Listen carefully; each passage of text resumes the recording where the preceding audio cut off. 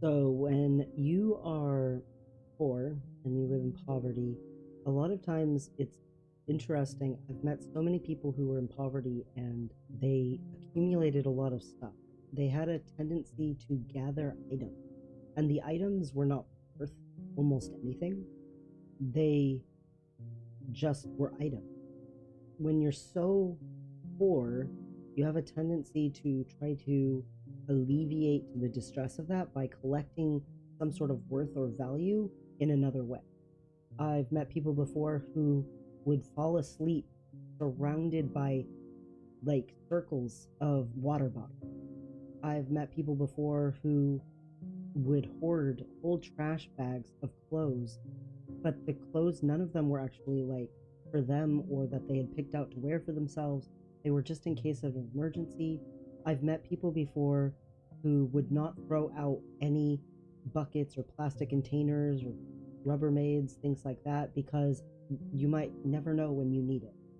There's even a tendency amongst, say, homelessness and like absolute destitution, like living out of your car, to have a bunch of items, physical items, even if it's trash, that you kind of hold on to and you keep with you.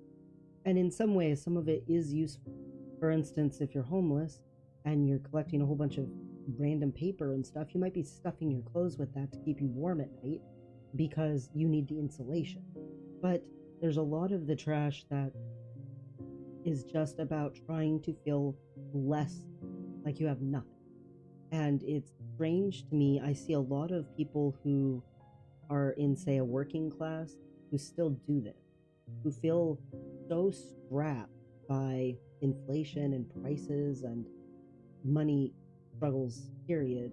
They feel so close to being on the verge of poor that they accumulate a whole bunch of stuff in their homes. Their garages and their attics just fill with junk. Their house has clutter everywhere.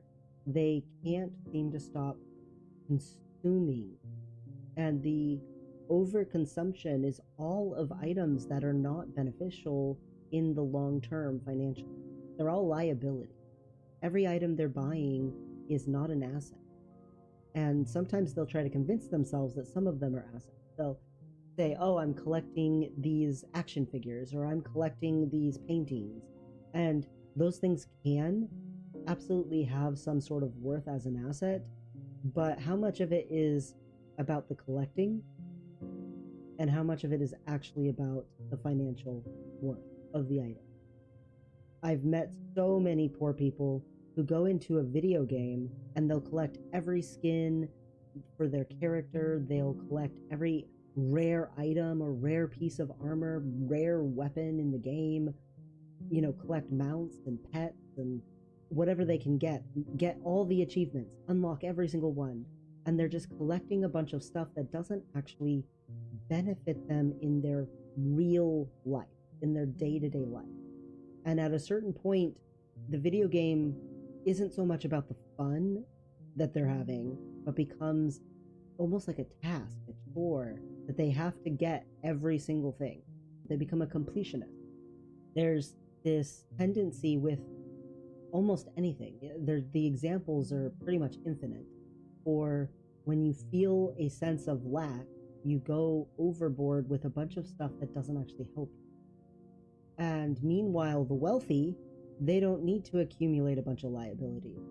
They don't actually have all the clutter in their house because they're not holding on to things that aren't of value to them, because they can afford to feel comfortable doing that. The things they hold on to are assets. They want all the assets they can get. They don't want liability. They don't care about liability. And so there's this sense of wealth generation that the poor have by accumulating and collecting stuff. And it's not actually wealth. It's not actually real wealth. And meanwhile, rich people, they have this sense of acquisition, and it creates and generates income for them. It creates passive wealth. So my suggestion to anyone who is really truly poor and struggling with this in particular is start accumulating skills. Start learning new things. Make the thing that you're hoarding or that you're trying to collect your aspiration, your talent. And maybe you can't afford to go learn from an expert or become an apprentice or an intern. Maybe you don't have the availability, the time to go attend a workshop or take a course or whatever it is. Just do whatever free thing you can, when you can, as you can. Maybe it's you listen to podcasts and watch YouTube videos on the subject. Maybe it's you manage to make it to the library and rent some books. From the library, you figure out a way to learn. Make the thing that you are accumulating stuff that you're investing into yourself. Because the more you invest into yourself, the more you create opportunities to stop consuming all those liabilities and start acquiring assets. The more that you give yourself skills and abilities, the more you're creating in your own self an asset in each new skill. It's something that can help you. It's something that could generate worth. The act of hoarding, it's a defense mechanism for insecurity. I say in multiple videos, I'll say it again, the wealthy hoarding money is just them having a maladaptive coping skill. And it's socially acceptable in our society, but it is not something that should be from a psychology standpoint. They're hoarding, they're trying to make up for an insecurity, and it's not healthy. It's not good for them. But they do get away with it. They hoard money, and quite frankly, I would say to them, hoarding's still not good. It doesn't matter the thing that you are hoarding. It doesn't matter the thing that you are collecting too much of. It's overconsumption. It's you feeling a lack and you overcompensating to an extreme with something else. You can't have the thing you actually are desperate for. So you just pour into over accumulating something else. But if you can pour that energy, if you can pour that sense, that compulsion into your own self and your own being, you not only get to feed that need, but you also create opportunities for yourself to move forward, to have financial opportunities to accumulate more wealth, especially when you're poor. And the more skills and the more abilities you put into yourself, you might find the less insecurities you feel the need to compensate. Because the more skills and abilities that you get, the more you can show yourself, hey, I can do something. Hey, I've experienced enough of this. I have confidence that I know what to do in these situations.